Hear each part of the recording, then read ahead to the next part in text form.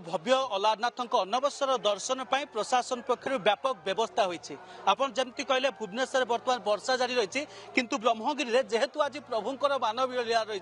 जेहेतु आज प्रभु अलारनाथ भक्त को दर्शन दौरान आज हूँ 15 दिन व्यापी अलारनाथ अनवसर दर्शन चलो ब्रह्मगिरी काँ भाँ झिपिझिपि वर्षा किंतु वर्षा खरारू रक्षा पाइबापी भक्त उद्देश्य जो बैरिकेड कराई बैरिकेड उपर सेट व्यवस्था कराई भक्त भिजिबे नहीं कि खरारे सिझिबे नहीं से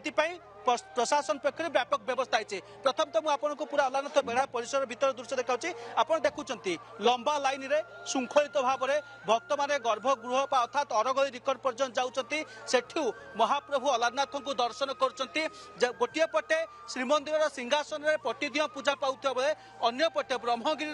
शिलाब्रह्म क्षेत्र प्रभु अलारनाथ व चतुर्भुज नारायण प्रभु अलारनाथ को दर्शन कर जगन्नाथ दर्शन अनुभव भक्ति भाव एवं जगन्नाथ दर्शन केउटना केउटी आशीर्वाद नौ भक्त मैंने मो सहित अच्छा लोक संस्कृति गवेषक अलारनाथ मंदिर प्रचारक भी कहीपर आगे केमती कौन जे प्रभु अलारनाथ आज अनवसर तो दर्शन आरंभ होला भोर 4टा द्वार फिटिला 6:30 सर्वसाधारण दर्शन लोके लंबा लाइन रे भक्त सदा जाइए दर्शन कर अलारनाथ दर्शन अनवसर दर्शन महात्म्य कौन?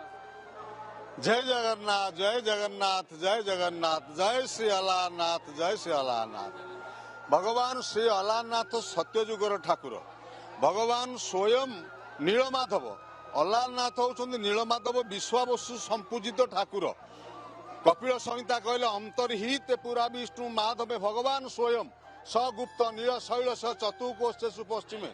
तेणु भगवान नीलमाधव को इंद्रद्युम्न दर्शन करने आसला बेले भगवान अंतर्ध्यान है नांती अंतरित है नांती अंतर्हित पुरा विष्णु महादेव भगवान स्वयं सगुप्त नील शैल चतुकोष्ठेषु पश्चिमे 4 कोश पश्चिम को आसछन्ति। तेणु भगवान काली जन्मस्थान ब्रह्मदारु दारु ब्रह्म चतुर्धा मूर्ति बलियार बुझ बठाकुर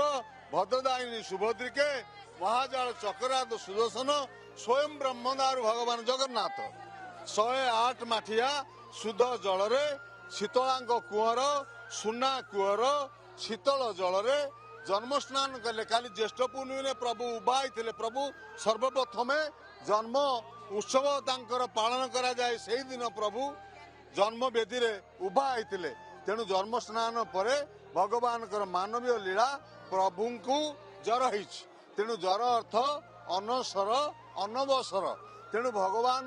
जगन्नाथ को दर्शन करने द्वादश शताब्दी रे आलबुंदाचार्य आसछन्ति 15 शताब्दी रे श्री चैतन्य आसछन्ति। तेणु गोटे कथा आम नबा आलबुंदाचार्य समय जहाँ चैतन्य पाखे मध्य से आईला मन ए भाव विह कहीं जिते श्रीमंदिर में श्रीजीव को दर्शन मिलूना भक्त ए क्रोधित होगी ब्रह्मगिरी धाउंट ब्रह्मगिरी द्वितीय श्रीक्षेत्र भक्तर भिड़ जमी भक्तर विश्वास जे प्रभु अलारनाथ को दर्शन कले जगन्नाथ दर्शन अनुभव मिले से आशीर्वाद मिले जे वास्तव में प्रभुंर एठी दर्शन चली दिहीपर मध्याह्न समय प्रभुंर प्रिय क्षीरी प्रसाद रही निश्चित भाव में महाप्रसाद और प्रभुंर प्रिय क्षीरी प्रसाद निश्चित भाव में अंगांगी भाव जड़ित। भगवान जगन्नाथ जितेबाला अनवसर रहिले स्वयं दारु ब्रह्म प्रभु निजे तुंडरे कहते जे ब्रह्म नारायण अलारनाथ को जी दर्शन करिवो वर्ष जाकर नीलाद्रि दर्शन फल से गोटे दिन दर्शन पाइबो अणसर समय रे। जो क्षीरी प्रसाद कथा कहउचंती ताहा आम लोक कथार अच्छे किंतु शास्त्र सम्मत भगवान को श्री अंगरे जो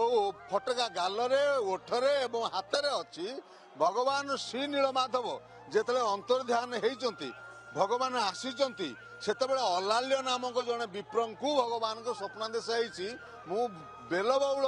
कुंज भितर अच्छी हे बालीवंत उपरे तुमे जाई मोर दर्शन कर। विश्वावसु मते पूजा करुथिले वन फलमूल रे बिल्कुल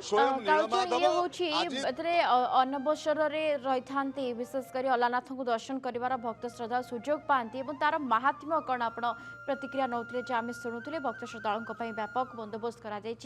अलारनाथ पीठरे दर्शन करेंगे आसंता 15 दिन पर्यंत भक्त श्रद्धालु। बहुत बहुत धन्यवाद आम सहित।